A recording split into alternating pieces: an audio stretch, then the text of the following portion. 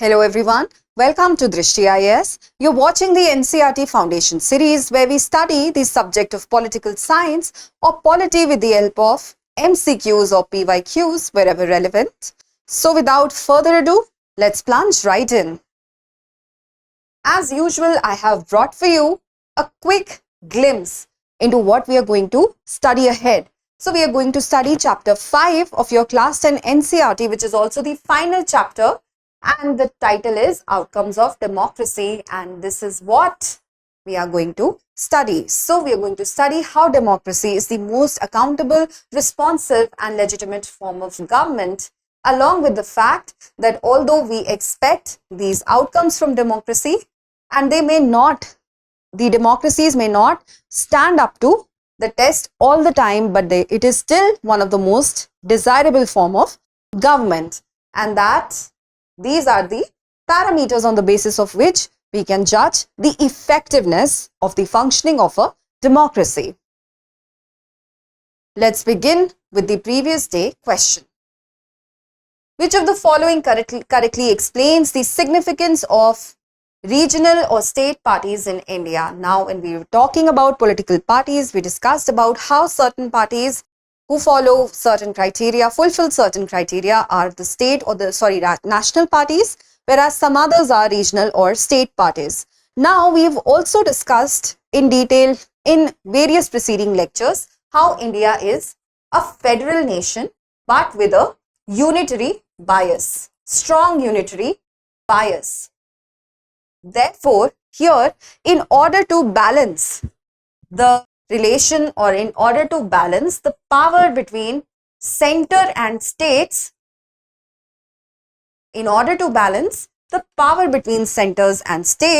we need regional parties, and that is when they come to the forefront. Why? Because they give voice and they give representation to local aspirations, local issues and local identities. So in this way, they actually strengthen federalism. Otherwise, the government will be dominated by a few national parties, voices, a very few voices, and the local issues will go to the background and cause resentment. So let's look at the options here. A, they weaken federalism by opposing national parties. No, they actually increase and enhance pluralism. They actually make democracies more accommodating. That is the beauty of regional parties.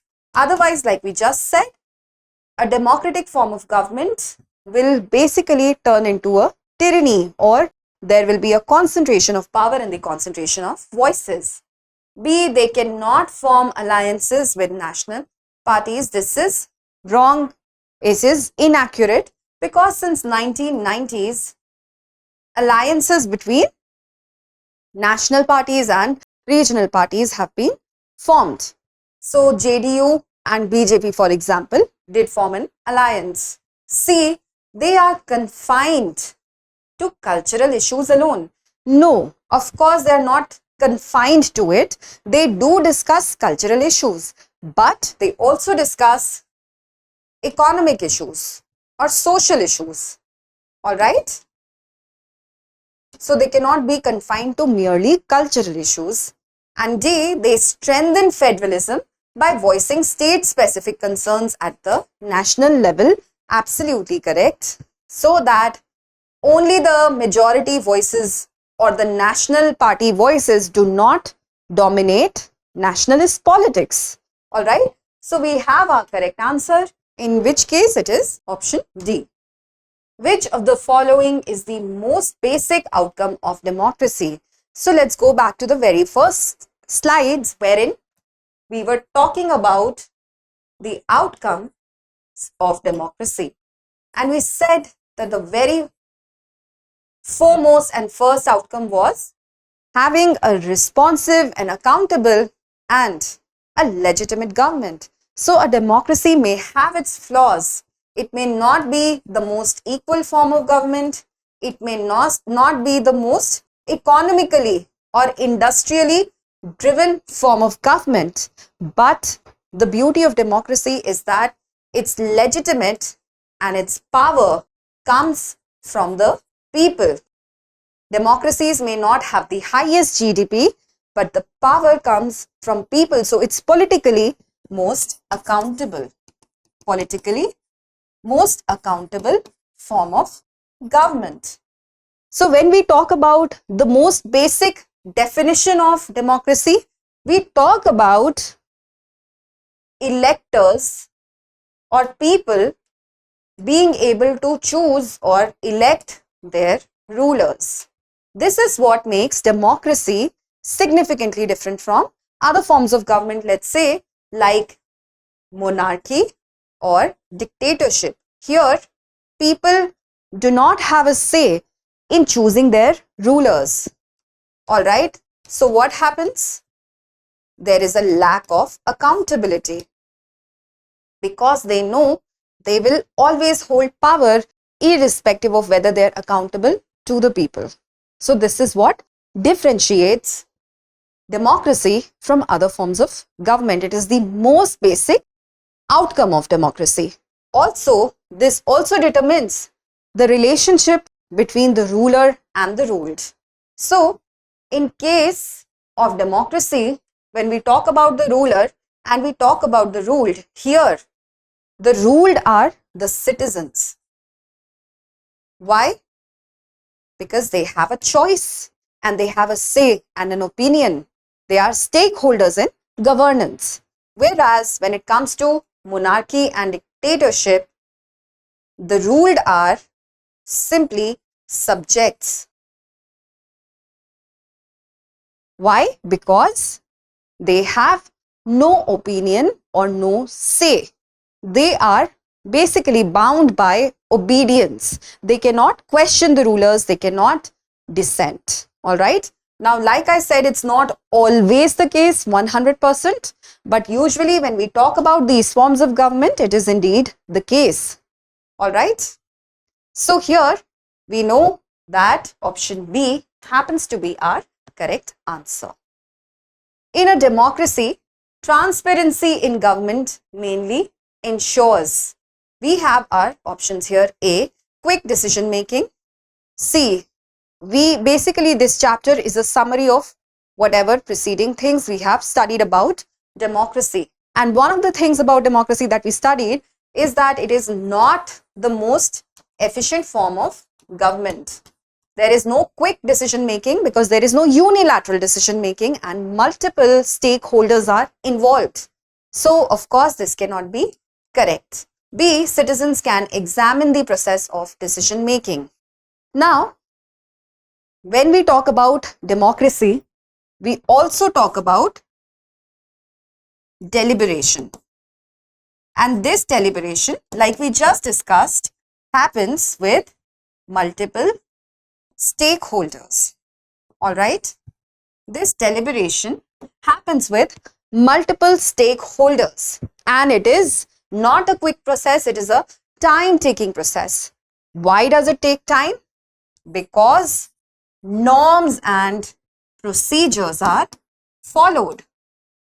Well, an assembly is conducted, for example, voting happens, then we make sure in some cases there is a consensus, right?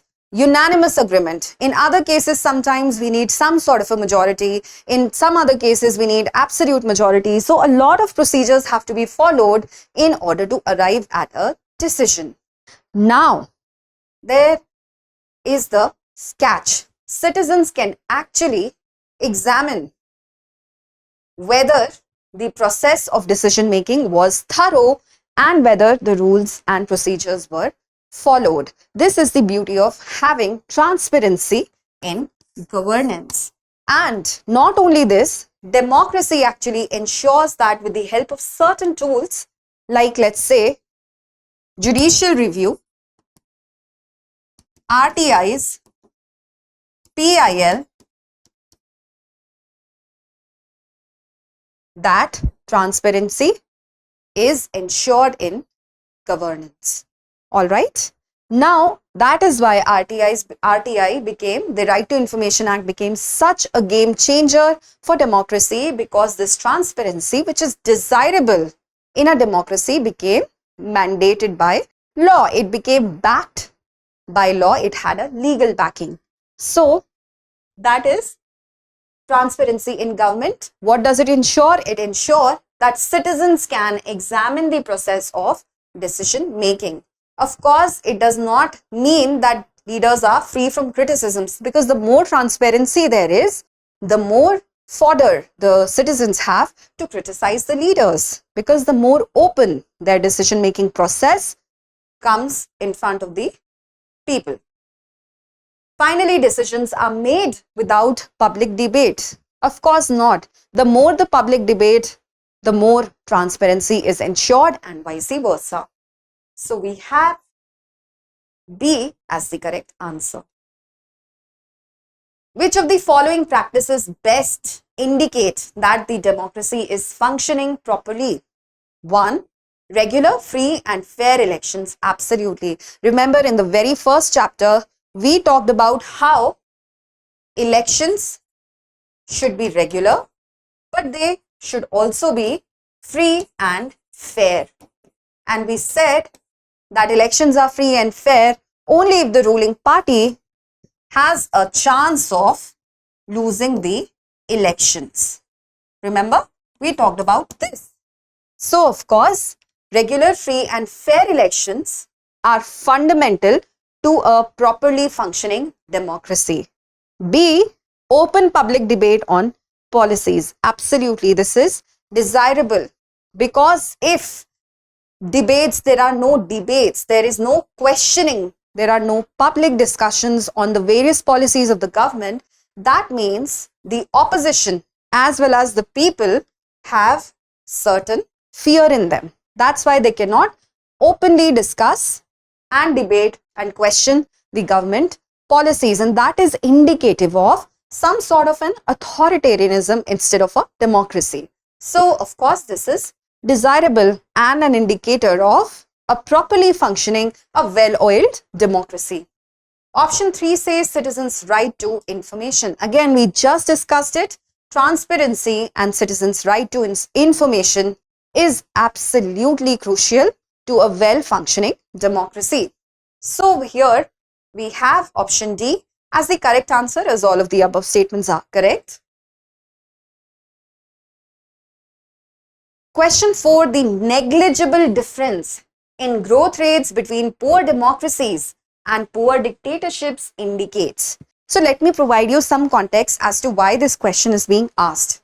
In your NCERT, certain data has been given which suggests that between 1950s to 2000s, for this 50 years, if you looked at the data of the economic growth, we are talking about the economic growth data of democracies vis-a-vis dictatorships.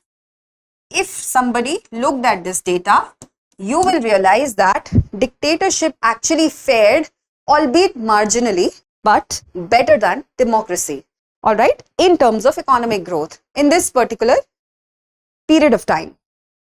So, you cannot actually say that democracy is the guarantor of economic growth. That did not happen historically. Dictatorship proved to him, and the difference was pretty marginal. It was very slight, but nonetheless, it was a difference.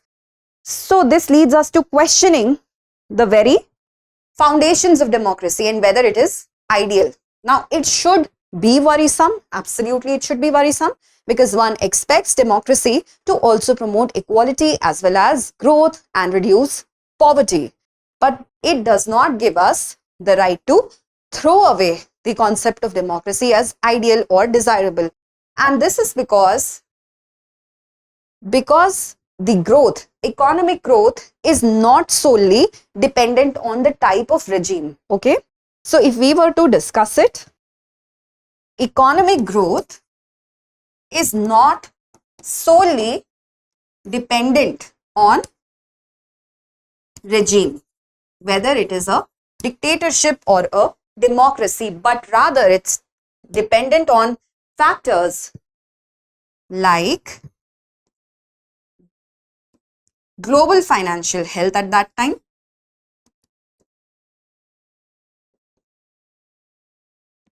cooperation between nations,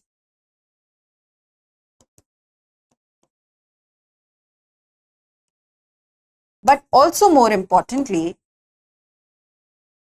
whether the country's population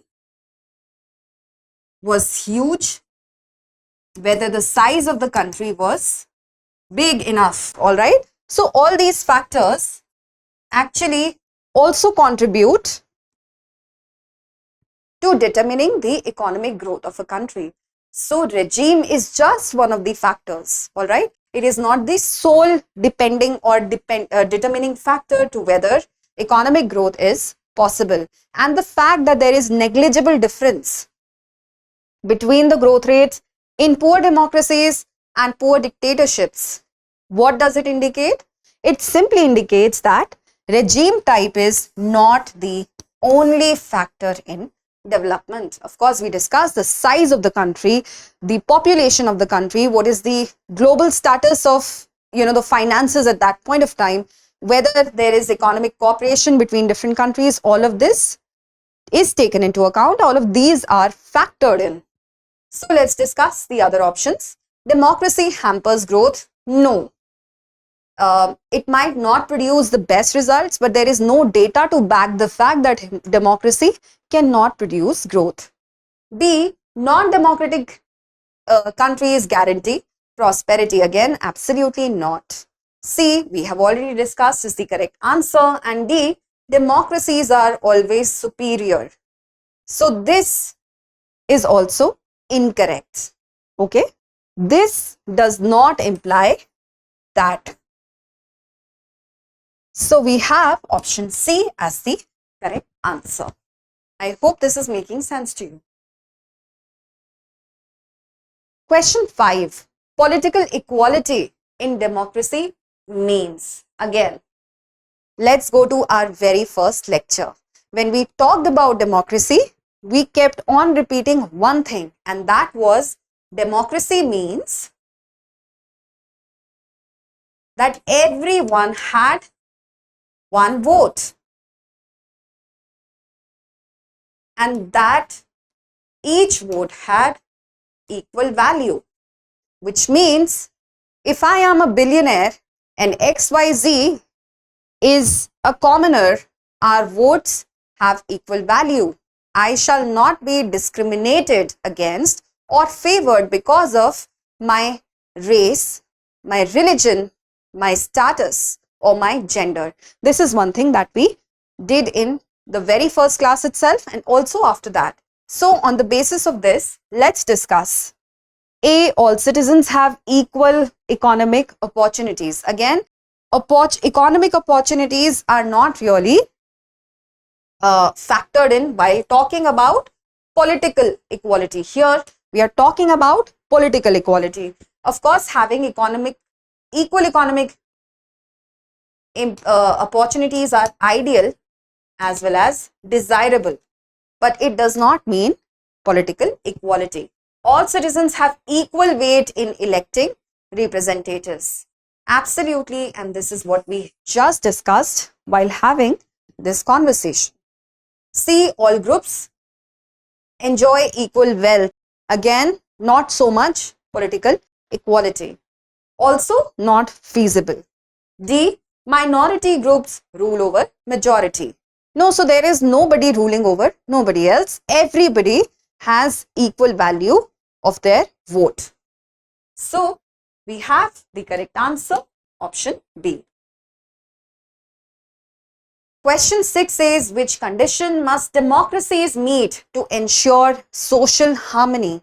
1. Majority must work with minorities. And 2. Majority rule should not turn into domination of majority community. Let's take a look at the first statement. Majority must work with minorities. Of course, we are talking about social harmony over here. In this case, majority and minorities must work in sync rather than in silos. In sync rather than in silos. And this question has been asked because in your NCERT book, the context of Sri Lanka has been given. Now, the fact about Sri Lanka is that it attained its independence in 1948, and since then it has been a democracy. Similarly, similar to India.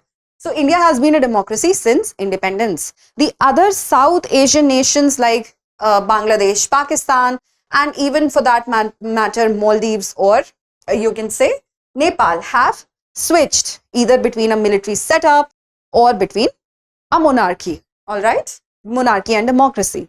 But India and Sri Lanka happen to be the only two nations that have maintained their democratic political setup. However, in Sri Lanka's case, we are well aware of the conflict between the Sinhalese and the Tamilians.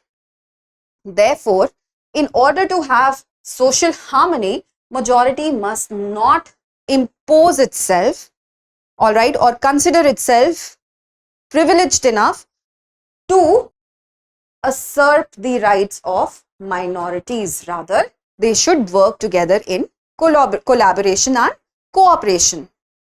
And then they should not turn into a domination of majority community. By domination of majority community is understood that the majority community should not try to rule on the basis of religion, caste, linguistics. All right, these are the bases that should be avoided, because everybody wants to be in a majority at one point of time. A democracy will run only when everybody has a scope of being a part of the majority every once in a while, or at least once at some point of time. And if you're going to bar their chance of being a majority, if you're going to bar their chance of being a majority on the basis of birth. Why birth? Because it's your birth that determines your religion, caste, or linguistics, or your gender for that matter. All right. If you bar anybody's chance of being a part of the majority or of being equal because of birth, then you are absolutely doing injustice to the very idea of democracy, and the democracy is bound to collapse. All right. So, in your book also, a reference has been made to Sri Lanka, saying that although, of course, on paper, it is a democracy since independence and has not reverted to any other form of governance, yet the majority and the minority community over there could not really work together and led to a lot of conflicts. So, in order for social harmony to be maintained, which is a very desirable outcome of democracy because it is accommodative and inclusive, we need to make sure that both these conditions are satisfied, which brings us to our correct answer, option C. Question 7, which of the following is not a feature of democracy? I think this will be fairly straightforward. A, deliberation and negotiation in decision making. This is very much a feature of democracy because we just discussed that democracy does not mean unilateral decision making. B, transparency and accountability. Again, very much a feature of democracy. C, quick and unilateral decision making. Fairly straightforward. And D, legitimacy of government. This again we discussed was the most basic outcome, along with accountability and responsiveness. All right. So we again have our correct answer. Fairly straightforward question, option C. Question 8, the effectiveness of democracy can be judged by A, absence of complaints by people. Now, when we look at this option, it appears to be very tempting because we believe or we assume that if people are not complaining, then the government is functioning perfectly. There are no complaints. But in reality, if the people are not complaining, and we are talking about a democratic setup here. So in a democracy, if people are not complaining, that means their dissent or their voices are being suppressed.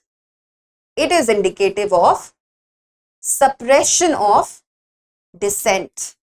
Any kind of disagreement or complaints are being suppressed. So even though this appears to be prima facie a very tempting option to choose, this is actually not the case. It is not indicative of a successful or effectively functioning democracy, but rather it is indicative of suppression of dissent and people not being given a space to voice their opinions fearlessly. So it also indicates a lack of freedom. B, people's ability to criticize power holders. Absolutely. This, in fact, is the hallmark of an effectively functioning democracy. Because if people are able to criticize the government, that means that the government is willing to address the people, it is willing to listen to the people, address the people's complaint, and then reform. So, democracy is a very self-correcting form of government, and the fact that people have the ability to criticize the power holders, whether it in the form of opposition parties, like I said again, we have various tools of criticism as well, public opinions as well, media, one of them, all right? If this is available to people, it means the democracy is functioning very well. Silence of opposition parties, again, reeks of fear and some form of tyranny or some form of authoritarianism.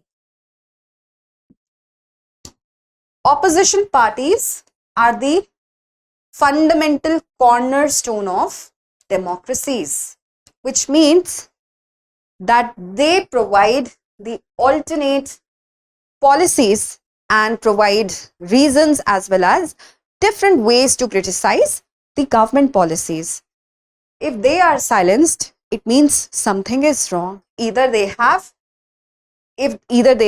complied with the government, all right, they have joined hands with the government, or that they are very afraid of the government, and both these cases are not good for a healthy and an effectively functioning democracy. D, removal of elections. This is going to undermine the very concept of democracy. If there are no elections, then there is no democracy. So this cannot be the correct answer. Hence, option B is our correct answer. Question 9. Which of the following best describes democracy's nature of continuous improvement? Like we just discussed, democracy is a very self-correcting form of government. It's very self-correcting and continuously improving. So A, democracy eliminates all problems permanently.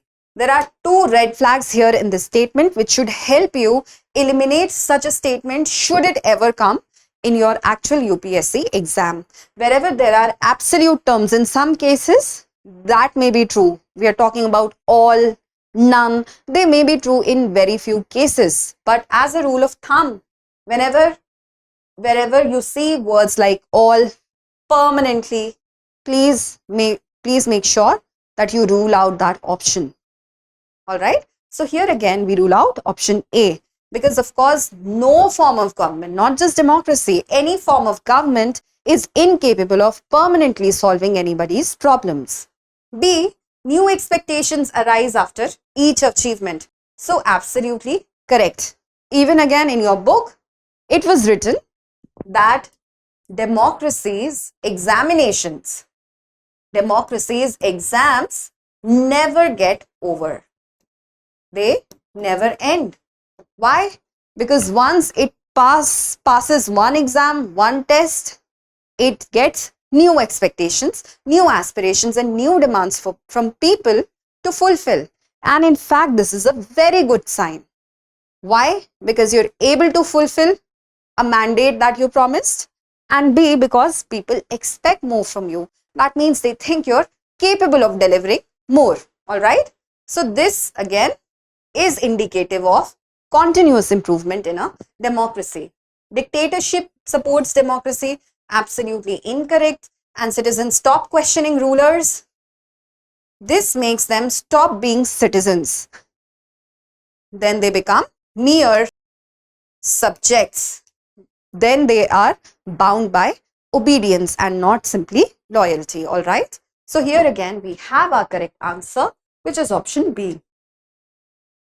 Question 10. Democracy transforms people from being A, citizens to subjects, B, subjects to citizens, C, workers to rulers, and D, rich to poor. So we just discussed in various questions, in at least a couple of questions, that democracy, the beauty of democracy is that the relationship between the ruler and the ruled is not merely of obedience. Okay, it is that of citizenship and a ruler. So if we consider examples from our past, and we need not go very far, if we consider examples from colonial India, when it was ruled by the British, we were merely subjects. We did not have an equal right to vote. We did not have a fair say in any of the key decisions that were taken. We had absolutely no equality, and we could not really affect government policies during that time. We were subjects. But what happened after independence? We gained dignity. We also gained the right to vote, and fortunately our founding fathers of the Constitution saw to it that we got that right equally, and that all of us remained not only democratic, but we remained subjects and did not turn into mere obedient, that we remained citizens, and did not merely turn into obedient subjects. So that is the beauty of democracy, that it turns people from subjects to citizens. So with this, your lecture here ends, and also your class 10 NCERT comes to an end. Kindly note your practice question for the day. Which of the following ideas is correct in the context of democracies? We have 4 options in front of us. Please send me your answers in the comment section. If you like today's session, kindly like, share and subscribe. And thanks for watching. For more informative content, like, share and subscribe, and do not forget to press the bell icon to get the notifications.